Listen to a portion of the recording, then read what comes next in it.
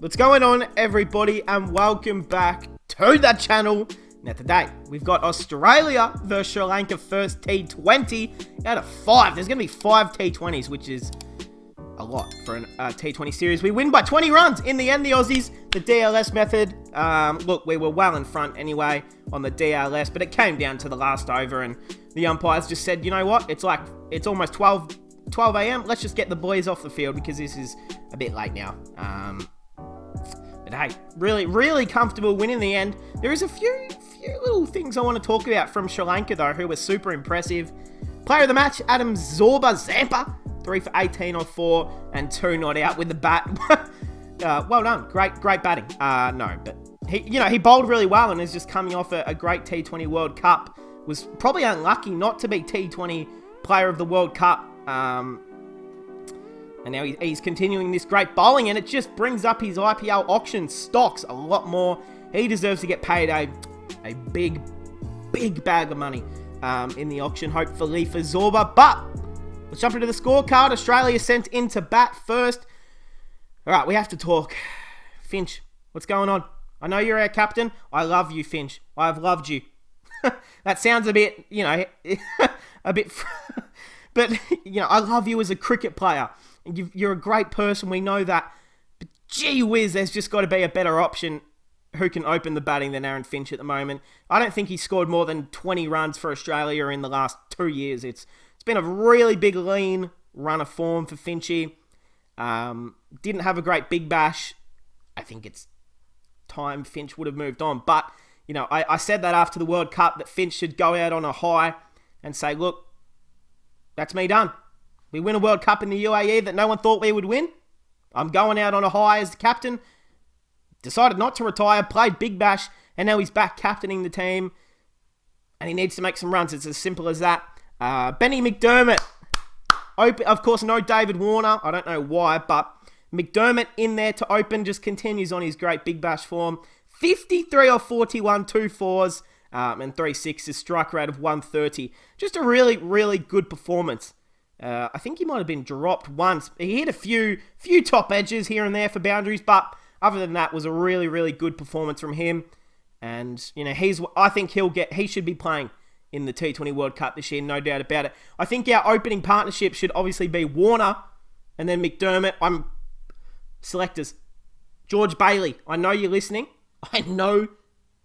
George. Selector. Please don't pick Aaron Finch. Unless Finchy comes out and makes 2 double tons in the next 2 games, you should not select him for a goddamn World Cup. It's obviously Warner and McDermott. You have to pick McDermott. I'd rather even Philippi or Inglis opening, or even throw Stoinis up to opening and bring in another middle order batsman like Moses Henriques. There's just so many better options than Finch at the moment. But you know what? Whatever. Inglis hit on debut, 23 off 18. 3 fours. He was playing really well. And then he tried to hit a shitty reverse sweep and, bowled him. Glenn Maxwell, again, gone for 7. Yeah, it's disappointing. Smitty, gone for 9. Again, there's questions. Are we going to keep playing Steve Smith in T20s? When we have people like... I'm trying to think of... Well, obviously, Moses was out. Daniel Sams was on the bench. I think Daniel Sams could bring a lot more with the bat than Steve Smith in T20s, just my opinion. Moses, the exact same.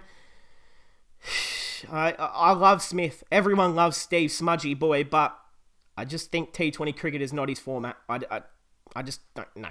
I think there's a lot more valuable number 5s. And if we go into a T20 World Cup final tomorrow with Smith at number 5, I'm not that confident, with all due respect. Stoin, happy to see him in some runs, 30 off 17. Matty Wade gone for 4, Cummins for 2, Stark for 2, Zampa not out, Hazelwood not out. Look, just a complete collapse. We were on for about 180 runs here, and then this middle order, Maxwell, Smith, Wade, Cummins, Stark, everyone just fucking fell apart late. Just tried to put the ball for 6, and they capitalised the Sri Lankan bowlers. All right, and then the Sri Lankan bowlers, Dasmantha Chamira, 2 for 38 off 4, Benura Fernando. I'm already this guy's big fan. 2 for 12 off 4 overs, an economy of only 3 and over. He wears the ninja headband. He's got the afro hair going. He's like 6'6". He's quick. He gets bounce. He swings it. This guy is going to be an absolute star.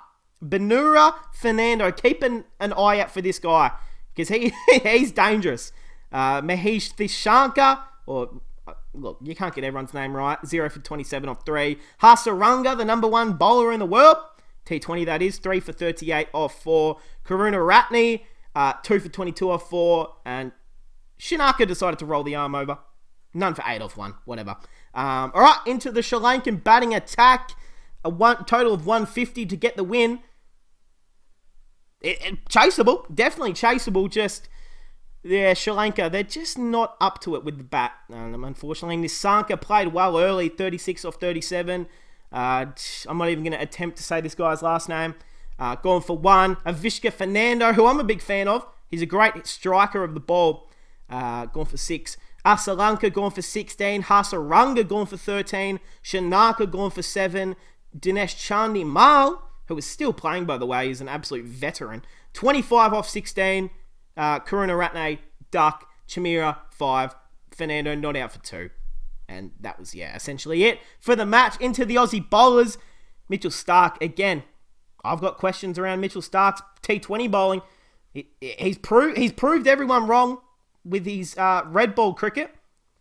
You've either got to prove us wrong with the white ball, or there's a better option. Again, Daniel Sams, Jai Richardson, Kane Richardson, even playing an extra spinner of Mitch Swepson. Stoinis was able to bowl 3 overs, so Mitchell Marsh would also be in this team. He can bowl 3-4 overs. Moses Henriques, you can bring him in. He can bowl a quality 2 to 3 overs. So Mitchell Starc's under the pump because his last 2 T20 matches, none for 41 or 4, and his last match was in the final where he got hit for like 60 runs or something. It was incredibly poor bowling. So questions around Starc at the moment. Hazelwood, first game back since the first Ashes Test match where he got injured. 4 for 12 or 4.